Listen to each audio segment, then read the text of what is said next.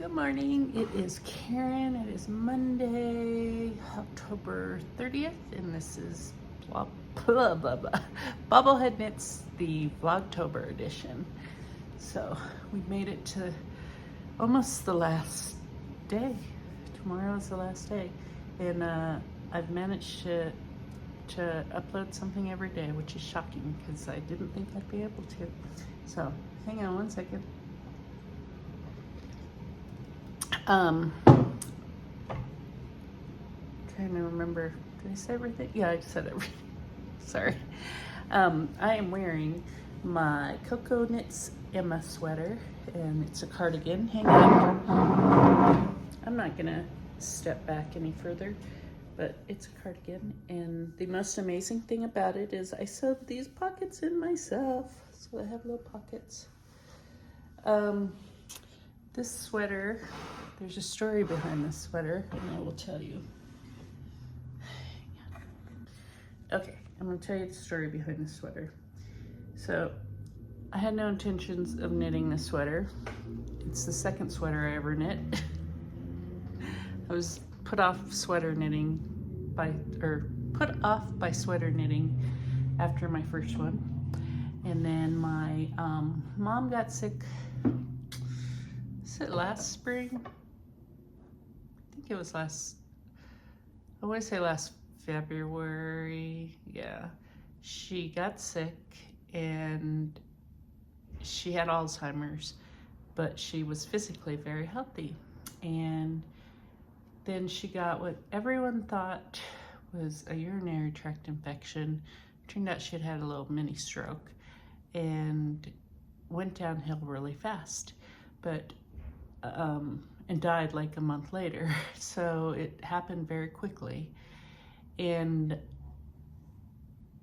there was a lot of sitting around in hospitals and the memory care center and things like that. So I had all this green yarn. It's Malabrigo Mecca yarn, and I was like, I just need to knit something to keep my hands busy. So I just decided I would knit this sweater, and I hadn't really taken a knitting class or anything for sweater knitting. The first sweater I knit was pretty much, I mean, like, I wouldn't wear it in public. Let's put it that way. This one I would wear in public.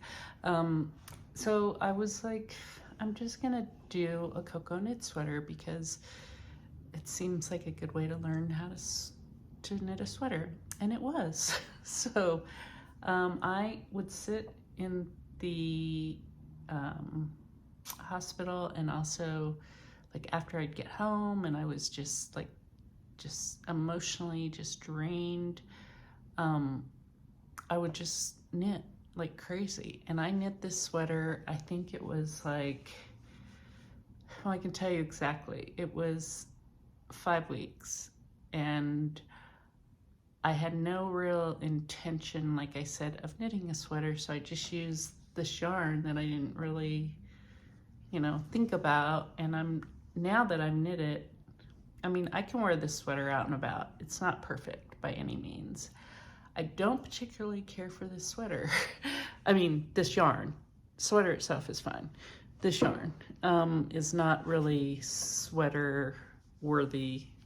It pills, it is super stretchy because it's super wash. It's not really, I don't know, there's issues with, I'm not a fan of this yarn. So, but I had a bunch of it, so that's why I knit the sweater. But the most amazing thing is that I decided, at first I was like, I'm not gonna put in the pockets. I'm not a sewer, I don't have a sewing machine or anything. Well, my mom was a master seamstress and would custom make, by hand, wedding dresses. So while I'm watching my mom, die and all, I was like, okay, I'm gonna do the pockets. So I did the pockets, and I borrowed my sister's sewing machine. They're not perfect by any means, but I went and bought some quilting squares that were already pre-cut, so I didn't have to cut, and I made it work. So, yeah. Yeah, that's a long story about how I got my sweater. There are issues. There's a stitch here that's all messed up so you can see through it. There's another stitch, well, you can't see it, but there's like a piece of yarn hanging out where it shouldn't, so I shove it back in every time. The sleeves, this sleeve is just slightly shorter than this sleeve. I like this sleeve. But, yeah, so there are definitely issues, but it's a perfectly wearable sweater that, you know, I know the issues are there, and if you look closely, you can see them, but, you know, for a second sweater, I did okay. So it did jumpstart my knitting mojo when it comes to knitting sweaters, because then it was like, well, I knit that, I can knit other sweaters. So that's what got me going as far as knitting sweaters. So I've since knit 2 more sweaters. I have another one on the needles now. So I'm not fast about it. None of them are perfect, but they're wearable. So I have finished clue 1 of my mystery knit along. There it is. I've actually started clue 2. I've got the first row of done, the first color, so I'm gonna start the next color in a bit. And yeah, I'm really enjoying this. It is Monday, about, I don't know what time, hang on, let me look. Oh, 5:45 p.m. This is our last week of being on, is it daylight savings time? I don't know, whichever one is where the sun stays out longer. So on Sunday night or Sunday morning, we go back to it getting dark at 4:30 in the afternoon. So I am done working for today. I've been knitting on my mystery knit along. I didn't have much footage for you, sorry. I really haven't done anything today. Oh, if it suddenly got red in here, it's because I have these LED lights in our bedroom, and I have them set to be red because I heard that is supposed to help you sleep. I don't know if it does or doesn't, but it adds a cool color in here. So I have been knitting, like I said. My hands are feeling amazingly good. I was thinking that the last trigger finger surgery I had, it was a different surgeon, and he had like the bandage was further up my fingers and down to below my palm of my hand, and I didn't have as much mobility, and so my fingers got really swollen. In this case, I've been using my fingers just like normal, and they're not really swollen at all. I didn't ice them or anything. I hurt a little bit yesterday from knitting, but today they're totally fine. And I have a little bruising, which, let's see if I can show you. You can kind of see it there. You can see it on the side there. That's not dirt, that's bruising. And on this one, this one's not as bad though. It's a little bit, yeah. But they feel amazingly good. I mean, the only reason I stopped the bandage on is because I have stitches, so they don't want them, you know, popping open. So, back to my mystery knit along. This is all over the place, isn't it? It's just how I am. Like, it's me in real life. My mystery knit along, I'm really enjoying it, and I'm kind of tempted to bring it with me when we go on our trip on Friday. We're going to be gone for 10 days. We're going to Washington, D.C. and Alabama, as I mentioned before. And if you hear squeaking, it's because my dog's out there playing with his toy. I actually am bringing a suitcase, which I rarely do. I usually just have a backpack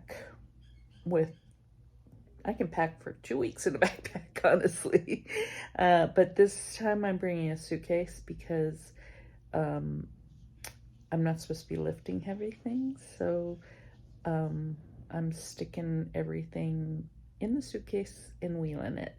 and then my husband will help, you know, if I do have to lift it for anything. So, yeah, so I might have room to take this.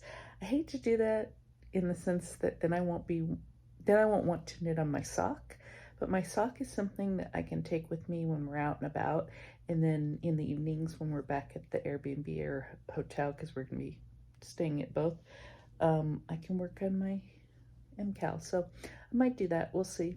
I'm really enjoying the process, and I'm starting to see many other vloggers have gotten to the point where they are in the final, like in clue 4, and they're getting ready to bind off, and I'm starting to see what they look like, and they're just beautiful, and I can hardly wait. I mean, as more of you share yours, I'm like, oh, it's just, they're gorgeous. So I was just watching Merrily Makes, who is a British vlogger, and she showed hers, and it's just stunning. It really is. And she's trying to decide if she's gonna, like, how many more rows on the clue 4 she's gonna do. But I mean, she's already done 4, and I feel like she could probably stop now and it would be gorgeous. So yeah, so we'll see as I continue on with this journey if I stay in love with this or not. But I'm glad that I'm able to knit on it. I didn't think that I would have the mobility in my hands to do it, so I'm happy about that. My husband's making dinner. We're having salmon and then something. He's doing something with smoked oysters. I love smoked oysters, so he let me have some before I came in here. They're so good, but I'm not sure what he's making. So this is not a fresh or a Green Chef meal. This is just a recipe he came up or found, so he's cooking. Tomorrow, last day of Vlogmas, I'm gonna kind of miss it, honestly. So tomorrow I do have to go. I'm getting my Botox shots for my cervical dystonia. So I've said this before, but do them in the back of my head, all the way down my spine, into my shoulders. And if we're following the shakes for shots rules, or shots for shakes rule that my daughter and husband have in place, I'll be getting about 20 shakes when it's all done. So probably not really. I will get 20 shots, or about there. Anywhere from like 18 to 25 is the range that I've gotten in the past. Yeah, I am definitely due for them though, because my head is definitely shaking more. I noticed even this morning, I was like, okay, this is, you know, time for the shots. So nothing else really to report tonight, but tomorrow I will take you along as much as I can to the neurologist. I see a neurologist who specializes in movement disorders, so like Parkinson's and dystonia and things like that. So we're also going to go to TJ Maxx / Home Goods, and my husband needs some shirts, some long sleeve shirts.